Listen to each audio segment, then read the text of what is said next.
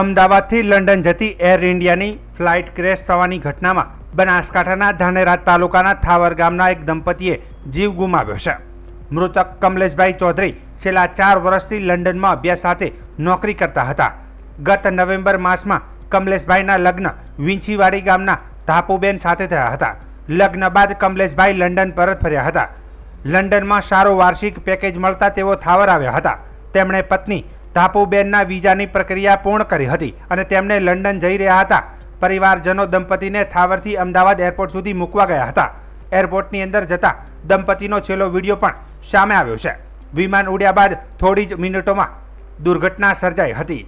દુર્ઘટનાની જાણ થતાં પરિવાર ધાનેરાથી અમદાવાદ સિવિલ પહોંચ્યો હતો. મૃતદેહ મેળવવા માટે DNA સેમ્પલ આપવાની કાર્યવાહી હાથ ધરી છે. દંપતીના મોતના સમાચારથી થાવર ગામમાં શોકનું મોજું ફરી વળ્યું છે અને મોટી સંખ્યામાં ગ્રામજનો એકઠા થયા છે.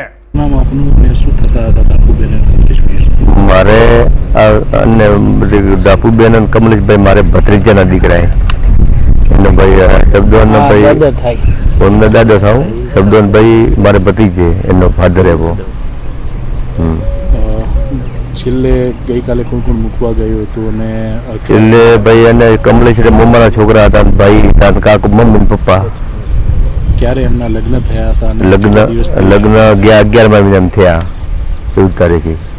અને બીજે વણે અને ભાઈ મને કઈ વિઝા કઢાવીને રવાના છે. કેટલું પેકેજ હતું એમનું? અને વાર્ષિક પેકેજ 35 લાખનું હતું. કમલેશનું વાર્ષિક પેકેજ 35 લાખનું હતું.